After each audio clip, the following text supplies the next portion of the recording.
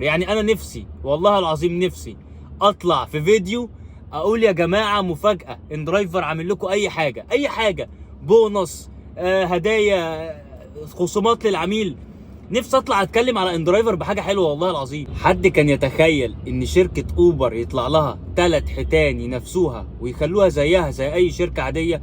يعني انا بتخيل كده الوضع لو كانت اوبر لسه مكمله لحد دلوقتي وهي الوحيده اللي مسيطره على الشغل، كان هيكون ايه الوضع؟ يعني انا رايي ان اوبر كانت هتعلي التسعيره وهتديك سعر عالي علشان طبعا هي كمان تكسب، ولكن كان هيكون في تحكمات كبيره جدا على الكباتن اللي شغاله. محتاج تقول لي رايك في كومنت في الموضوع دوت، لان الموضوع ده بيجي في بالي كتير قوي. السلام عليكم ورحمه الله وبركاته، ازيكم عاملين ايه؟ النهارده ان شاء الله جاي نتكلم على الحرب اللي شغاله بين شركات النقل الذكي. انت بالنسبه لك شايف الموضوع عادي جدا وطبيعي جدا وانت شغال عادي، انما الشركات دي شايفه الموضوع بينها وبين بعض حرب حقيقيه، وكله بينافس على البقاء وعلى انه يفضل شغال كمان. يعني مش هقول لك بينافس على النجاح، لا، كله بينافس على انه يفضل لسه شغال والعميل يفتح الابليكيشن بتاعه ويطلب عليه. ان انت عندك الاربع شركات كلهم شغالين، يعني لو انت كابتن وشغال على برنامج واحد بس هتشتغل عليه طول اليوم عادي جدا ومش هتحس باي اختلاف. يعني انت عندك كل شويه نقول خلاص ديدي راحت عليها وخلاص محدش بقى يفتح برنامج ديدي، تلاقي بص برنامج ديدي عمال بيصرف وعمال يعمل لك في عروض. يعني عامل لك دلوقتي 0 عموله و5% عموله و7% عموله وبونص الصبح وقت الذروه. عامل لك لو خدت مثلا رحله في المكان ده تاخد 15 جنيه، تاخد 8 جنيه، غير البونص اللي بيعملوه لك بدون نسبه قبول ولا الغاء. تيجي بعد كده اوبر، كل ما نقول اوبر خلاص راحت عليها، تلاقي اوبر اكتر برنامج بيرن، ومهما تكون في اي مكان بعيد او البرامج التانية ما فيهاش رحلات تفتح اوبر تلاقيه بيرن عادي. وكمان بيعمل لك دلوقتي بونص، زود البونص الاسبوعين اللي فاتوا خلهولك مثلا بتعمل 50 رحله تاخد لك 585، تعمل 30 رحله تاخد 300 جنيه، مقسمهم لك على حسب ما انت شغلك قد ايه. برنامج كريم برضو شغال وشغال الصبح وماسك الموظفين، وكمان بيعمل لك بونص الصبح تاخد 200، تعمل 200 تاخد عليهم 200 جنيه، يعني شغال. وفي فئه كبيره جدا برضو لسه شغاله على برنامج كريم.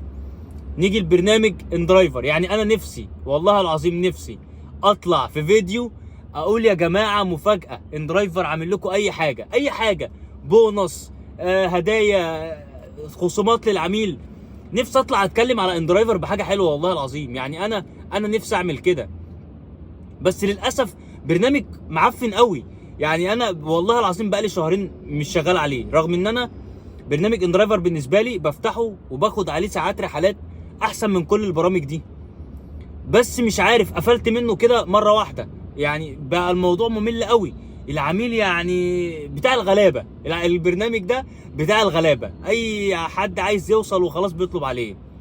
فانت الواحد بقى تعب عمال بيقاوح مع العميل ويعلي عليه 10 جنيه والعميل يرفض ويقعد بقى بنص ساعه عقبال ما ياخد منه الرحله. ليه وجع القلب ده؟ فانا بصراحه كمان موضوع بالنسبه من ساعه موضوع الشحن وانا ركنته شويه على جنب لحد ما اشوفوا لهم حل في القصه دي. فاللي انا عايز اوصله لك ان الاربع برامج شغالين، والاربع برامج ليهم العملاء بتاعتهم. في عملاء بتفضل اوبر، في عملاء بتفضل كريم، في عملاء بتفضل ديدي، في عملاء بتفضل برنامج ان درايفر بتاع الغلابه. فكل عميل على حسب العقليه بتاعته بيفضل برنامج معين. وكمان طالع لهم برامج جديده مصريه، ولكن مشكله البرامج اللي بتطلع جديده ان هي بتتعامل مع الموضوع غلط. يعني البرامج المصريه او البرامج اللي لسه بادئه جديد فاكره ان الموضوع عادي، هعمل ابلكيشن وانزله والكباتن، طب الكابتن هيفتح ليه الابلكيشن بتاعك؟ فهم عاوزين ينجحوا من غير ما يصرفوا. عاوز يعمل برنامج ويطلع بيه وينجح من غير ما تصرف. طب ازاي؟ انا ككابتن ايه اللي هيخليني افتح البرنامج بتاعك لما هو ما فيهوش عملاء؟ والعملاء علشان يفتح البرنامج بتاعك عايز خصومات وعايز حد يشجعه ويعمل له هدايا ويطلب رحله ببلاش ويطلب رحله بنص الثمن زي ما ديدي كانت بتعمل في الاول والبرامج كلها كانت بتعمل. اما دول عاوزين يطلعوا ينجحوا من غير ما يدفعوا فلوس، مش هينفع. انت القصه مش قصه برنامج بس، القصه قصه مصاريف. هتقدر على المصاريف دي؟ وهتدفع هتنجح، مش هتدفع يبقى اركن على جنب. انت هتيجي تسألني السؤال المهم، كتر الشركات دي في مصلحتنا ولا في مصلحة العميل ولا في مصلحة الشركات؟ هقول لك ما اكدبش عليك، احنا لو كنا كملنا مع برنامج اوبر هو الوحيد اللي كان لسه موجود كنا هناخد تسعيرة احسن من كده بكتير، لان كل الشركات دلوقتي مش عايزة تعلي على بعض او مش عايزة تعلي على العميل علشان تحافظ على نفسها وعلشان تحافظ على العميل بتاعها. ولكن برضو كان بقى فيه مشاكل كتيرة جدا لسه موجودة. يعني لولا البرامج التانية ما كانتش اوبر ظهرت لك الواجهة وتسهلت معاك في قصة القبول وتسهلت معاك في قصة الالغاء. الوضع الاول ما كانش كده. الوضع الاول لو كنت عديت الالغاء في اوبر ال4% كانت بتبقى كارثة. دلوقتي يا باشا بترفض براحتك وبتكنسل براحتك، حتى البلوكات ما بقتش زي الاول. نادرا لما تسمع ان كابتن خد بلوك، والكابتن اللي خد بلوك ده بيكون عامل مصايب. اما انت دلوقتي عندك كل شركة بتفكر 1000 مرة قبل ما تعمل بلوك للكابتن اللي عندها. اللي عايز اوصله لك ان الموضوع فيه مميزات وفيه عيوب. العيوب بتاعته ان مفيش شركة قادرة تعلي التسعيرة علشان الشركات المنافسة.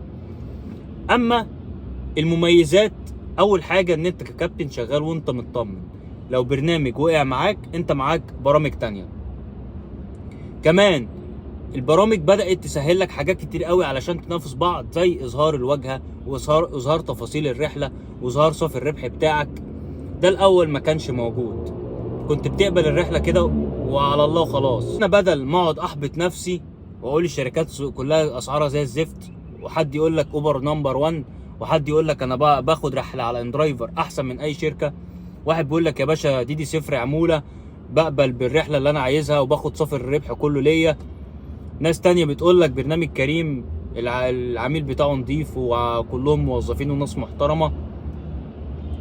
ولكن اللي انا عايز اوصله لك ان الناس دي كلها كلامها صح، وانا اشتغل على البرنامج اللي مريحني نفسيا وبعرف اكسب عليه. ولو انت بتعرف تشتغل على البرامج كلها مع بعض يبقى افضل، ان انت مش رابط نفسك ببرنامج معين، انت بتشوف مصلحتك فين مع كل برنامج وبتشتغل عليها.